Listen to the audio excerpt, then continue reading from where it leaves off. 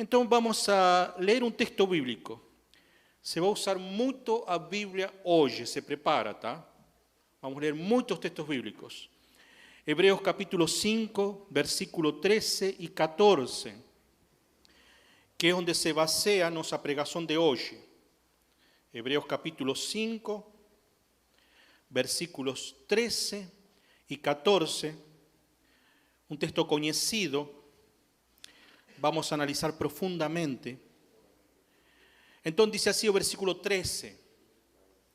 Ora, quien precisa alimentarse de leche ainda é criança e não tem experiência no ensino da justiça.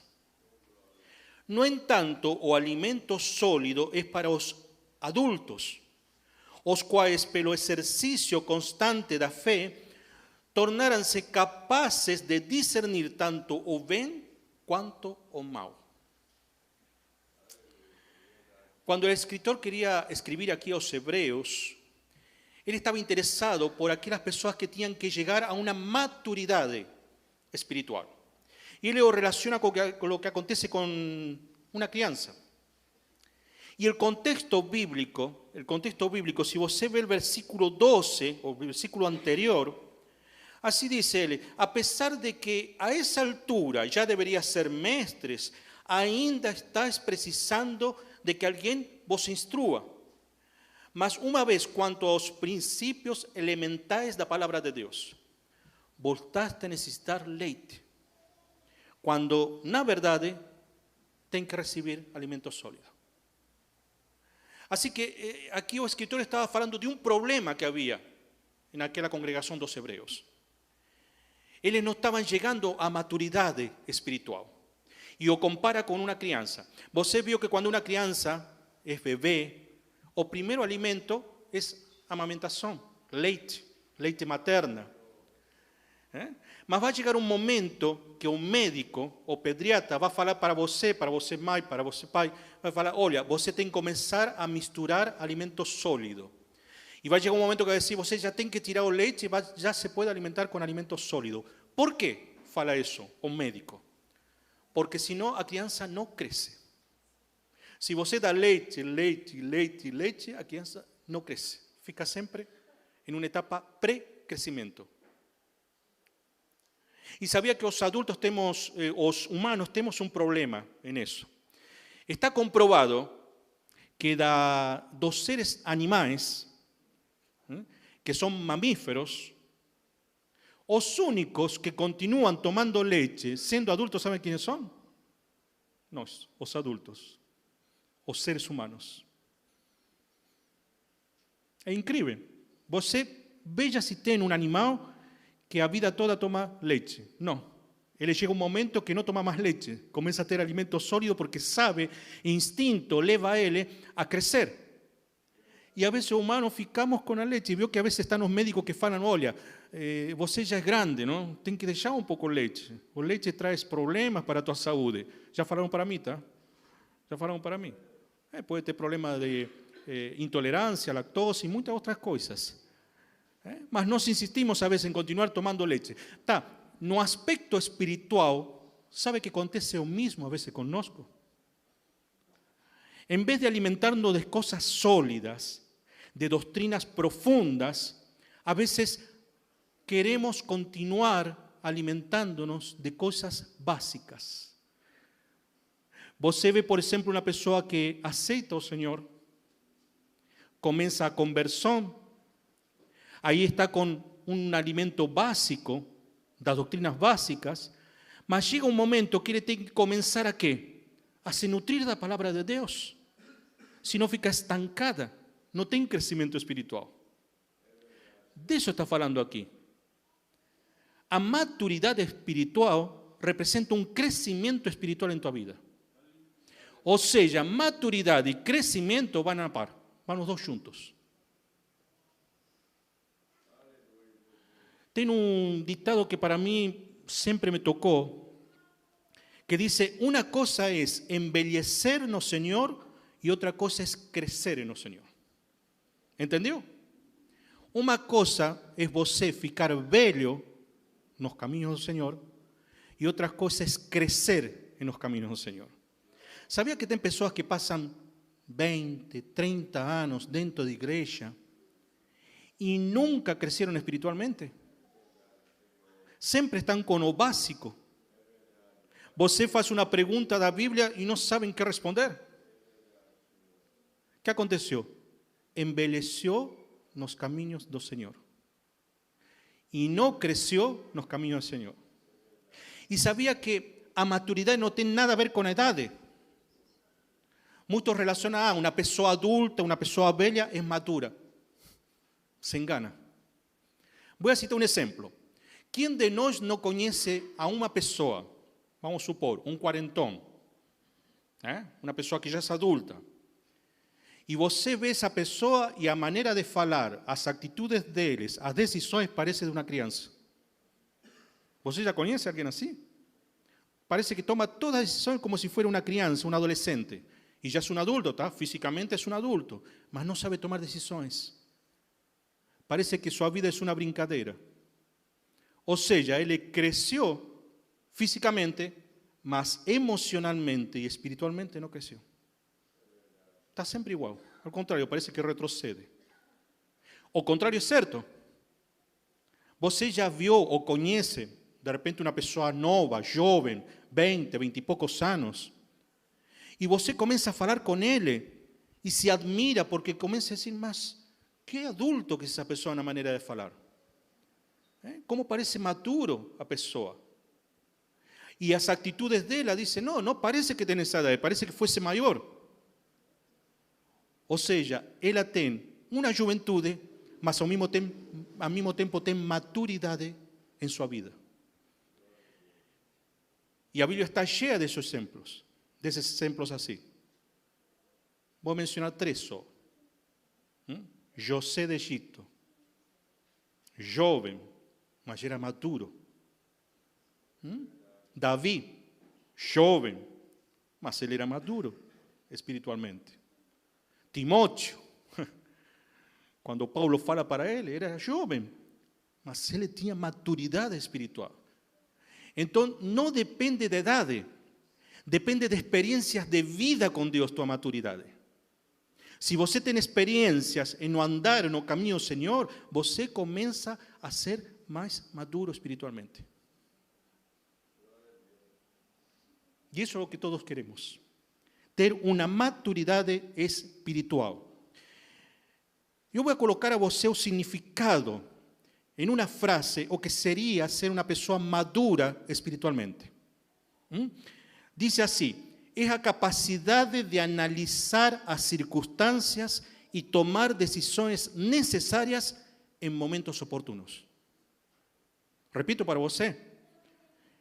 É a capacidade que você tem de analisar as circunstâncias e tomar a decisão necessária em um momento que você precisa. E lógico, a decisão vai ser a certa. Se você é maduro espiritualmente, vai ser uma decisão certa. Sua própria maturidade espiritual vai levar a isso.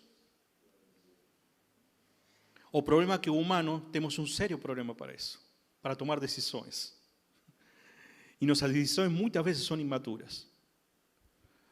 Lembremos o que aconteceu no Éden. Eva teve que tomar uma decisão mais importante em sua vida.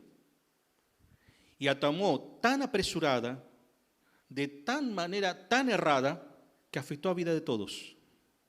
E a Adão aconteceu a mesma coisa. Ele tinha que tomar uma decisão e ele não mostrou maturidade nesse momento. Ele se deixou levar pelo coração. Jeremias 17, 9. Diz que do coração? Que o coração como é? Traiçoeiro. Quem conhece o coração? Como nos engana muitas vezes o coração. Por isso, uma pessoa madura tem que começar a ter um entendimento e o coração também tem que estar treinado. Porque o coração é o que a vezes nos engana. Achamos que vamos tomar uma decisão certa e nos leva para uma decisão errada. Porque ninguém conhece inteiramente o seu coração. Ele nos engana. Então temos que tomar decisões maduras, decisões sábias.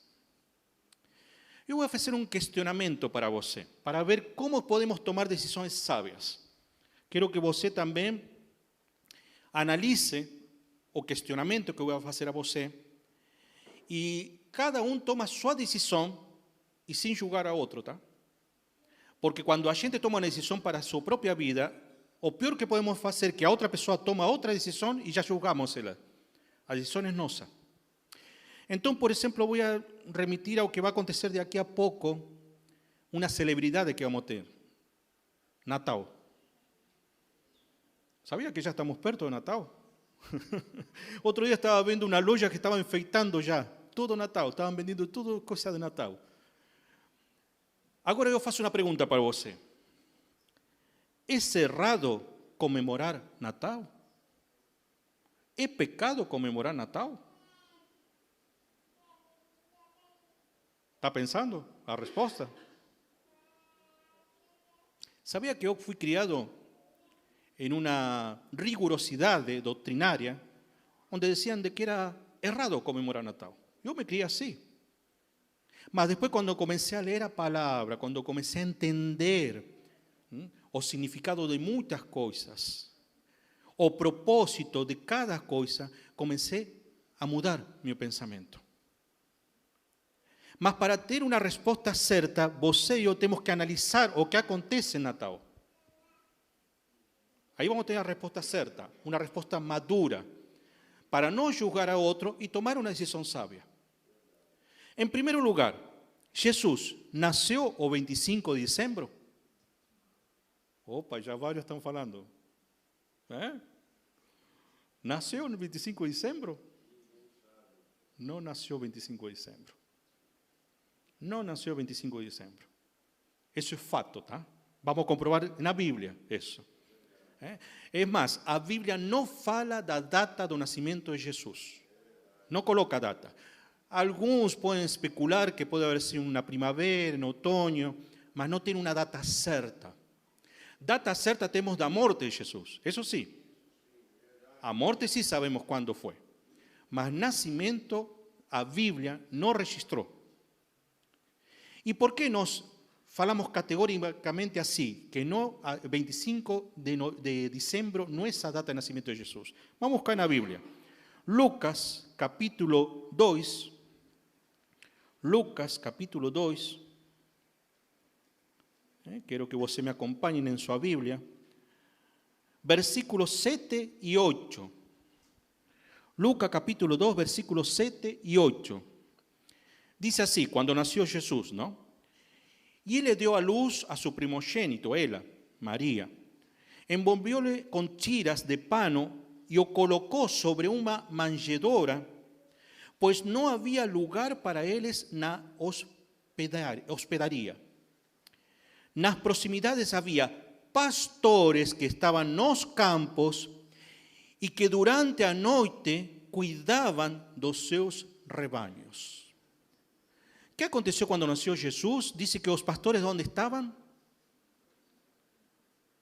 Estaban en los campos, cuidando sus rebaños. Entonces quiere decir que no hacía frío, ¿tá? Voy a mostrar una foto para ustedes, dos fotos. Ahí a ver si está preparada. Para ver cómo es Jerusalén na data do 25 de mayo, de diciembre. No sé por qué estoy con mayo. Essa é uma foto de Jerusalém, na Nevascas. Jerusalém fica perto do Belém. A outra foto. Assim fica Jerusalém no tempo de Natal. Então, é óbvio que Jesus não nasceu nessa época de inverno. Porque aqui a Bíblia está falando outra coisa. Está falando de que os rebaños estaban fora con los pastores, siendo que en esa época los pastores no podían dejar en la noche os rebaños, sino morren congelados. Tienen que cuidar dentro de las manjedoras. Entonces, eso nos muestra de que esa data no es esa data verdadera. Entonces, ¿cómo se llegó a esa data? En el año 315, un emperador llamado Constantino Ele disse que instituiu o nascimento de Cristo fusionando com uma festa muito popular naquele momento, que era uma festa divina ao sol. Então ele juntou essas duas festas e disse, para que os romanos se cristianizassem, então ele colocou essa festa de Natal. E mais para frente começaram a colocar o que chamamos de presépio, todo isso, não? Todo isso que é dos católicos principalmente, que eles representam com esse simbolismo. Agora, quer dizer que por isso é errado celebrar Natal? Eu vou fazer uma ilustração para você. Nós aqui no nosso país, Brasil, temos duas datas que se comemoram diferentes coisas. Por exemplo, 12 de outubro, há pouco tempo. Você, o 12 de outubro, vai ver que as pessoas comemoram o dia da padroeira do Brasil. Alguém comemora essa festa aqui? Da padroeira? Ainda bem que ninguém levantou a mão, não? Ninguém, porque nós não creemos nessa padroeira, né? Então, ninguém de nós. Mas sabia que esse mesmo dia se comemora também o Dia das Crianças? Alguém nesse dia dá presentes para as crianças? Eu dou. Se bem agora não deu, porque já são adolescentes. Eu falei para eles, já não merecem. Já são adolescentes. Mas assim, a gente dá presentes porque se lembra de que é o Dia das Crianças. Outra festa, 31 de outubro, daqui a pouco, depois das eleições, o dia depois das eleições, Halloween, é uma festa do mundo todo, Noite de Bruxas. Alguém daqui festeja, se celebra a Noite de Bruxas? Ninguém, não? Mas sabia que tem cristãos que fazem, então. Já vi vários por aí, que até postam nas redes sociais. Se disfrazam, fazem um monte de coisa. Mas sabia que essa mesma data, 31 de outubro, é o dia da reforma protestante, onde Lutero colocou as 95 teses para contrariar o que o catolicismo estava ensinando naquela época. E dos protestantes, ¿quiénes saíram? Nós. Nós somos evangélicos protestantes. E nós lembramos essa data quando vem o dia da reforma protestante. Porque graças a isso, graças a que Lutero começou com esse movimento, hoje nós somos evangélicos. Então, a vezes, a data não simboliza o que propriamente se está festejando, se está celebrando nesse dia. Nós temos que ver o propósito dessa data, ou dessa celebração. Por exemplo, eu vou falar para você, Natal. Quando mais se fala de Jesus no ano? Não é em Natal? Todo mundo quer dizer, parece que as pessoas ficam mais boas, ficam mais bondosas, se lembram de Jesus. Eu, por exemplo, quando na família com minha esposa, que somos todos crentes, quando nos juntamos na festa de Natal, a gente que faz? Não somente compartilhamos uma comida, sino que oramos, falamos que esse dia não é o dia que Jesus nasceu, mas é bom se lembrar que o mundo todo está falando de Natal. Até os que não são cristãos falam de Jesus. Agora, onde estaria a motivação errada no Natal? Aí já coloco outro questionamento.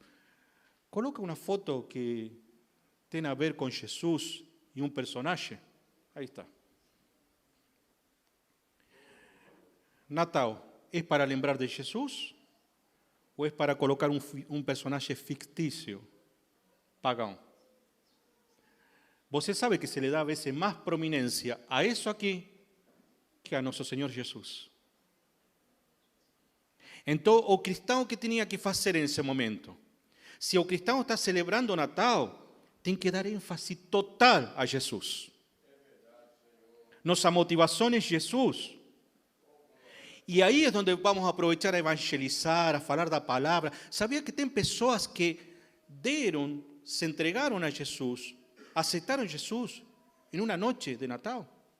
Tem várias experiências disso. Então, se alguém diz, está errado celebrar Natal a você toma sua decisão e ninguém pode julgar. Você toma sua decisão como vai ver essa festa ou como vai ver a outra festa que celebram o mundo pagão. Isso sabe o que se chama? Maturidade cristã. Você sabe tomar decisões certas e não precisa estar dizendo, é pecado, não é pecado. Veo aquelas pessoas que perguntam, é pecado fazer isso? É pecado? E parece que vivem a vida toda dizendo isso. Sendo que eles têm que também começar a entender que é o que é certo e que é o que é errado, como diz na carta aos Hebreus. A maturidade te leva a entender o que é certo e o que é errado. Amém? Então, como chegamos à maturidade? Como que a gente consegue chegar a uma maturidade cristã? Você recebeu aí um organigrama. Cada um recebeu. É uma folha onde diz maturidade cristã e está baseado em Hebreus capítulo 5, versículo 13 e 14, que é o texto que leímos no começo. E aí menciona que temos um tripé da maturidade cristã. O que significa? Temos 3 alicerces que nos levam à maturidade cristã. Por exemplo, uma pessoa só com oração, será que consigue ser maduro? Consigue essa maturidade? Só orando? Não. Só tendo palavra, será que consigue? Não. Ou só querendo meditar, será que consigue a maturidade cristã? Não. Os 3 têm que estar. Oração, palavra e meditação. E para isso temos textos bíblicos que aqui mostram que tem que ser assim. Eu quero convidar agora a irmã Cleia, que vai ler os 3 textos bíblicos que têm a ver com a oração. Acho que o microfone aqui está habilitado. Então, a irmã vai ler esses textos bíblicos para assim vocês não se cansam de me ouvir. Vamos ouvir uma voz feminina. Então, primeiro, a irmã Cleia vai ler Filipenses capítulo 4, versículo 6. Não sejais inquietos por coisa alguma. Antes, as vossas petições sejam em tudo conhecidas diante de Deus, pela oração e súplicas com ação de graças. Amém. Não sejas ansioso. A ansiedade tira muito a paz, irmãos. A ansiedade atrapalha a maturidade do cristão. E aí fala de que, como leu a irmã, que diz que a gente tem que fazer o quê? Para ficar mais perto de Deus? Oração e súplica. Sabia que a gente a vezes tem que suplicar a Deus? Não é somente orar, orar, orar. A vezes tem que ser súplicas a Deus para que nos tire certas coisas, certas ansiedades, certos problemas da vida. Vamos ir a outro texto, o texto de Lucas. E eu vos digo a vós, pedi e dar-se-vos-á, buscai e achareis, batei e abri-se-vos-á. Porque qualquer que pede, recebe, e quem busca, acha, e quem bate, abrir-se-lhe-á. Amém. Que sábio Jesus. Você sabe o que significa bater a porta? Chamar, chamar, chamar. Diz que chega um momento que Ele vai atender. Ele vai abrir essa porta. Então, quando a gente ora, diz, busca, busca o Senhor. Isso significa orar. Buscar, buscar a guia dEle. Jesus, sendo que Ele é a personificação de Deus aqui na terra, Ele precisava de orar constantemente ao Pai. Ele não deixava de orar em nenhum momento. Agora quero ler o último texto, Tiago 1:5. E se algum de vós tem falta de sabedoria, peça a Deus, que a todos dá liberalmente, e não o lança em rosto, e ser-lhe-á dada. Amém. Obrigado, tá? Obrigado. Então, se você quer sabedoria, tem que pedir a quem? a Deus. Mas isso significa que Deus, vamos supor, a gente diz, oh Deus, me dá sabedoria e amanhã saímos nas pessoas mais entendidas da igreja? Não. A gente tem que ser consequente com o que está pedindo. Por exemplo, orar significa falar, pedir, agradecer a Deus. Agora, oração é uma extensão de orar. Que significa? Que você ora e toma uma atitude. Ora e uma ação. Então, Deus que espera? O Senhor espera que nós sejamos consequentes com nossas petições. Se eu peço a Deus que quero ser sábio, quero entender a palavra, Ele vai esperar de mim que eu busque a palavra de Deus lendo a Bíblia. Ele vai querer que eu me aprofundice na palavra de Deus. Como dice Provérbios, capítulo 2. A palavra de Deus como é? Como tesouros escondidos. Um tesouro você acha assim facilmente, espalhado? Seria bom, né? Então tem que cavar, buscar. Isso significa. Então, quando a gente pide sabedoria a Deus, Deus automaticamente espera, olha para nós dizendo, vamos a ver se esse filho está pedindo sabedoria e me está buscando ao mesmo tempo, por meio da palavra. Aí sim começa a chegar o Espírito Santo com o entendimento. Aí é outra coisa, aí é a parte de Deus. Mas nós temos que tomar atitude. Agora vamos ao segundo alicerce da maturidade cristã, que é a palavra. Para isso vou convidar outra irmã, a irmã Tatiane, que ela vai ler esos 3 textos bíblicos. Primero, 2 Timóteo capítulo 3, versículos 16 e 17. Foi leído no começo, mas vamos dar ênfase porque verdadeiramente vale a pena. Eu leí no começo. Pode ler, irmã. Toda palavra divinamente inspirada é proveitosa para ensinar, para redarguir, para corrigir, para instruir em justiça, para que o homem de Deus seja perfeito e perfeitamente instruído para toda boa obra. Amém. Apóstolo Paulo fala que uma parte da Bíblia serve para instruir, para capacitar. Olha como começa o texto que leu a irmã. Toda escritura inspirada. Não importa o que está escrito na escritura. Não importa se é um livro poético, se é um livro histórico, se é um livro escatológico que fala do fim dos tempos. Não importa se é o Evangelho de Jesus. Todo serve para instrução. Todo serve para nossa capacitação espiritual. Para nos levar a capacitar-nos espiritualmente. Então é importante ter a Bíblia como nosso livro áureo, base em nossa vida, que consultamos diariamente. Mateus capítulo 4, versículo 4. Ele, porém, respondendo, disse: Está escrito, nem só de pão viverá o homem, mas de toda a palavra que sai da boca de Deus. Palavras de Jesus. Quando Jesus foi tentado, uma das respostas que fez Jesus foi essa: não só de pão vive o homem, sino de toda a expressão da boca do Senhor. Sendo que Jesus, ele é chamado como a palavra. Jesus é a palavra.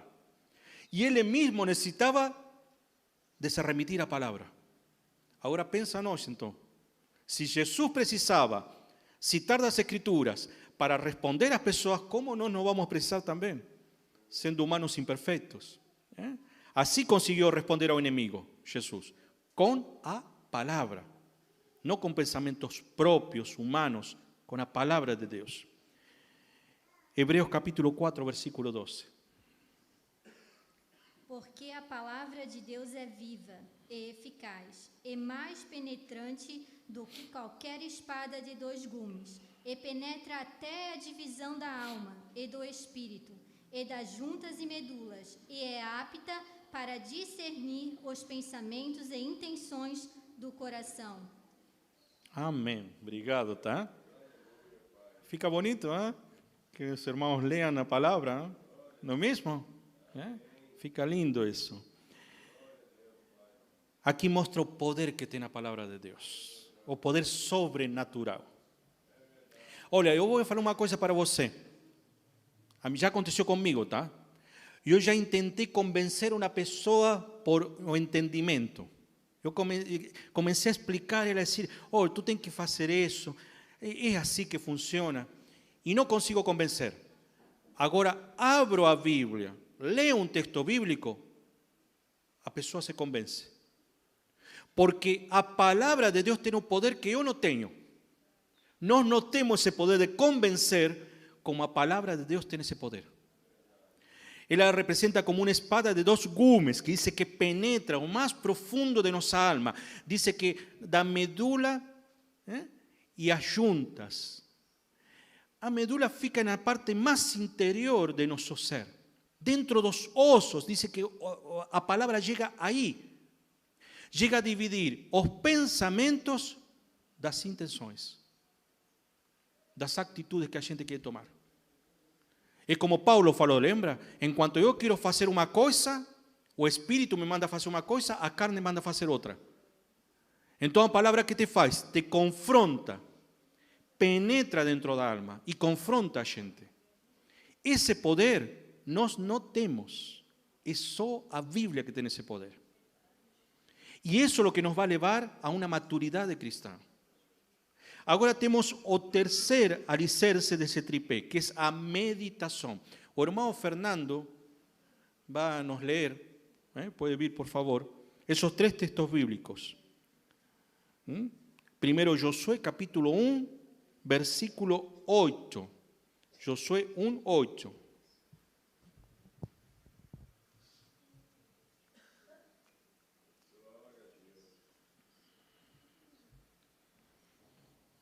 O livro desta lei não se aparte da tua boca, mas medita nele de dia e de noite, para que tenhas cuidado de fazer tudo quanto está escrito nele, porque então terás felicidade e sucesso em teus caminhos. Amém. Então, a instrução de Deus a Josué, a instrução de Deus a Josué, era de que ele tinha que ter sucesso em lo que ia fazer, porque ele ia suceder um líder como Moisés. Não era fácil reemplazar um líder como Moisés. Nós sempre nos lembramos do texto quando diz ser corajoso, forte, quando falava para Josué. Mas a chave é o que leu o irmão Fernando para ter êxito. Ler e meditar a palavra de Deus dia e noite. Isso mandou a fazer Deus. Se tu lê e medita em minha palavra, então tu vai ter êxito. Assim falou para José. É o mesmo que fala Deus para nós hoje. Se tu lê a Bíblia todos os dias, se entendes a Bíblia e medita a Bíblia, pode ter certeza que tua vida vai ser espiritual. Vai ter sucesso a tua vida. Segundo texto de Salmos. Bem-aventurado o varão que anda no conselho dos ímpios, não permaneça no caminho dos pecadores, nem se assenta entre os zombadores, mas o seu prazer está na lei do Senhor, e medita em sua lei de dia e noite. Amém. Como a gente pode ser feliz ou bem-aventurado, que é a mesma palavra, não? Bem-aventurado, felizes. Diz, se medita na lei dia e noite. Essa chave para nós ser felizes, assim como se falou para o salmista. O último texto, 1 Timóteo. Medita essas coisas e nelas ser diligente, para que a todos seja manifesto o teu progresso. Amém. Obrigado, irmão, tá? Então, irmãos, aí está o resultado. Paulo diz a Timóteo, se tu meditas na palavra, se tu te aplicas na palavra, os outros vão a ver tu progresso espiritual. Os outros vão a ver como tu começas a ficar maduro espiritualmente. Não vamos precisar estar falando nada, tá? Não vamos estar precisando, eu entendo a Bíblia, eu conheço mais. Não, não, não. Os outros vão a falar para nós. Porque vão a ver nosso progresso espiritual. Mas tem muito a ver em que nós temos que meditar a palavra. Eu busquei o termo original de meditação. Por exemplo, no caso do latim meditatum, significa, dice, ponderar, estar no centro, dice, colocarse no centro. ¿Qué significaría eso? Vamos a explicar. Vamos a supor que você está lendo uma porção da Bíblia. Você se coloca no centro desse relato. Então eu me coloco no centro e começo a olhar o que a Bíblia me está falando. E aí começo a questionar a Deus. O que eu posso fazer para aplicar isso que estou lendo aqui? Busco a guia do Espírito Santo e sinto como o Espírito Santo pode me ajudar a aplicar isso que estou lendo aqui na palavra. Ou seja, quando a gente lê a Bíblia, não é para dizer, olha o que leí, é para fulano de tal. Mas aquilo que leí, olha, se aquele irmão estaria lendo esta palavra. Não. A gente não tem que ler com essa motivação, tá? Quando a gente lê a palavra, é porque nós queremos que nos esté apuntando a nós mesmos. Que seja um espelho para nós. E não para apontar outro. É assim a motivação que tem de ler a palavra. Então, irmãos, se você e eu fazemos isso, de colocar esses alicerces, lembre sempre, você vai levar essa folha.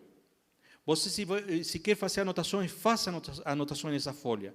Aplique seus textos bíblicos. Vai ver como sua maturidade espiritual começa a ter efeito em sua vida. Começa a crescer espiritualmente. Pode ter certeza que se aplica esses 3 itens, sua vida espiritual começa a decolar. Não fica parada, não fica quieta. Vamos a fazer uma espécie de dinâmica para entender como a vezes temos que ler a Bíblia, como a vezes temos que aprofundizar a palavra. Eu para isso escolhi um texto bíblico e vamos a buscar o original. Ou seja, o que vamos fazer? Vamos a buscar a etimologia. Etimologia que significa estudo da palavra, da origem da palavra. Então eu vou chamar ao irmão Giliardi para que nos leia esse texto bíblico. Você receber uma folha que é Romanos capítulo 8, versículos 15 e 19. Aí o irmão Giliardi nos vai ler Romanos capítulo 8, versículo 15 ao 19. Pode ler, irmão. Porque não recebestes do espírito de escravidão, mas para outra vez estardes em temor, mas recebestes o espírito de adoção de filhos, pelo qual clamamos, Abba, Pai. O mesmo Espírito testifica com o nosso espírito que somos filhos de Deus. E se nós somos filhos, somos logo herdeiros também, herdeiros de Deus e co-herdeiros de Cristo. Se é certo que com Ele padecemos, para que também com Ele sejamos glorificados. Porque para mim tenho por certo que as aflições deste tempo presente não são para comparar com a glória que em nós há de ser revelada. Porque a ardente expectação de criatura espera a manifestação dos filhos de Deus. Amém. Obrigado, irmão, tá? Então, esse texto bíblico é conhecido. Se você pega, são 5 versículos. E se a gente começa, por exemplo, quando você lê a Bíblia, tem que analisar isso. De que está querendo falar aqui? Se você vê nesses 5 versículos 4 vezes, por exemplo, o versículo 15, 16, 17 e 19 fala de filhos. Então, na verdade, o ponto principal que está querendo falar esses textos bíblicos é de filhos. ¿Qué significa filhos de Deus? Por exemplo, aqui vamos a colocar como se analisaria esse texto bíblico. A segunda imagem é a próxima. Nós somos filhos de Deus. Aqui eu coloquei, isso com minha letra, tá? Abba, Pai. O que significa Abba, Pai? Uma maneira carinhosa de falar com Deus. Papai, papi. Você viu que tem irmãos que oram assim? Oh, papi, oh, papai dos céus. Parece que tengo un relacionamiento más íntimo con Dios. Yo, por ejemplo, yo tengo minhas filhas que crecieron, están creciendo, ¿no? Mas sabía que cuando elas me llaman papi, yo me derrito todo, porque me gosto que me llamen papi. É uma forma mais carinhosa, ou seja, tem essa motivação, a gente sente isso. Papi, papi. É como um relacionamento mais íntimo. Agora, o interessante é que, por exemplo, nos versículos 15, 16 e 17, se repite 3 vezes a palavra filho, 15, 16 e 17. O termo original do griego koiné, que era o idioma que se usava naquela época, é tecnon. Tecnon. Não sei se se pronuncia exatamente assim. Não sei griego profundo, mas tecnon. O que significa tecnon? Uma criança, um filho menino. Criança. Isso significa. Inmaduro, que ainda não tem madurez. Então, um filho tecno é isso. Agora, diz no versículo 18, que porque nós temos aflições e passamos essas aflições, nada se vai comparar com a glória que Deus nos vai dar. Ou seja, vamos a passar um momento de aflição, de tribulação, de experiência, de provas. Aí, no versículo 19, novamente fala que somos filhos de Deus, mas não usa mais a palavra tecno. Usa a palavra huios. É outro griego, que isso não existe no português, mas no griego existe. Huios. E que significa huios? Um filho adulto, maduro. Ou seja, o que nos está querendo fazer entender Deus? Nós começamos a ser filhos inmaduros, mas depois de ter experiências, provas com Deus, uma experiência de vida com Deus, chegamos a ser filhos maduros. Julios, por dizer assim. Filhos adultos. Qual é a diferença de um filho tecno e um filho adulto? Vou mostrar para você. Um filho tecno vendria sendo aquele que sempre vai pedir ao pai. Vai querer ser servido. Você viu o que fazem as crianças? As crianças que sempre fazem. Pedem. Oh pai, me dá isso, me dá aquilo. Oh pai, parece, haja bolso para aguantar isso, não? E pedem todo. Me faz isso. Isso é uma criança. É imaturidade. Ele não sabe fazer as coisas, então pede aos pais que façam as coisas. O mesmo acontece com um crente inmaduro. Sempre vai pedir ao pai. Agora, o filho juios, que são maduros, esses filhos quando começam a crescer. Por exemplo, eu estou notando que minhas filhas que são adolescentes já não pedem como antes. Agora, sabe qual é o que falam elas? Oh pai, tu estás precisando de algo? ¿Estás precisando que faça alguma coisa? Como mudou? Já começaram a entender que não é só ser servidas. Elas querem servir agora. Assim acontece dentro da igreja. Nós somos primeiros filhos que só pedimos e queremos que nos sirvan, porque assim acontece quando nos convertimos, quando recém entramos na igreja, mas chega um momento que a gente não quer ser mais servido. Começa a ter maturidade e já queremos que servir aos outros. Já começamos a dizer a Deus, Deus, o que eu posso fazer dentro do ministério, dentro do reino para te servir? Aí mudou a mentalidade. Começou a ser maduro espiritualmente. Vou citar um exemplo para você. Em Brasil, nosso país Brasil, você viu que cada vez que eu falo de Brasil, eu falo como meu país também. Porque eu moro há 22 anos aqui. Eu me sinto parte dessa nação. Sou parte dessa nação. E Brasil é conhecido, comentado mundialmente de um avivamento evangélico, espiritual que existe no Brasil. É verdade isso. Todas as nações olham para o Brasil com um avivamento espiritual. Por exemplo, no ano 2010, o IBGE, que é o Instituto de Estadística Geográfica e de Estatísticas, ele disse que contou que tinha Brasil 42 milhões de evangélicos. 2010. vio que en 2020 no se consiguió hacer un censo pela pandemia. Mas 2022, hoje, se está fazendo o censo. Tem unos cálculos extraoficiais que Brasil, nesse momento, quase está llegando aos 70 milhões de evangélicos. 30% da população brasileira já é evangélico.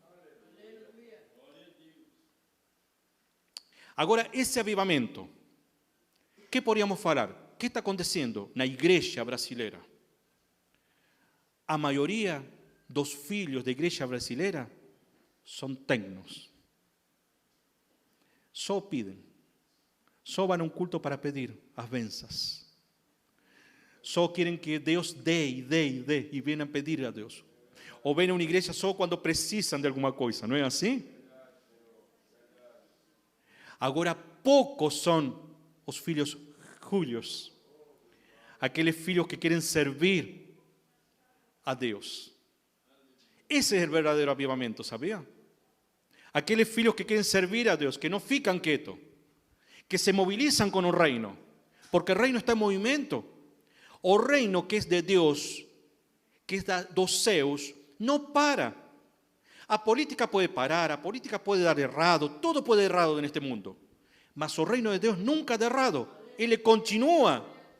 E nós temos que continuar trabalhando nesse reino. Independente de política, de governo, de nação, nosso reino é celestial. Nosso passagem aqui na terra é passageiro, peregrinos da terra. Então, nesse momento que somos filhos dedicados a servir a Deus. ¿Você entendia esse texto bíblico assim antes? Eu tive que analisar para chegar a entender assim, tá? Não foi de um dia para outro. É assim que a Bíblia te fala, quando você começa a meditar. Te começa a confrontar, como dizendo, o que eu estou fazendo? E vocês, os que participaram nesse ensino bíblico, estão de parabéns, irmãos, porque vocês já estão preocupados por servir, estão preocupados por aprender a palavra de Deus, por se capacitar nos caminhos do Senhor. Por isso, na verdade, estamos muito felizes, os pastores da igreja, todos estamos muito felizes de que são 13 irmãos que participaram nesse ensino. E Deus que continua abençoando suas vidas. Amém? Então, o que vamos fazer agora, sabe o que é? Vamos entregar os diplomas. Já deu tempo da palavra, de o que tínhamos que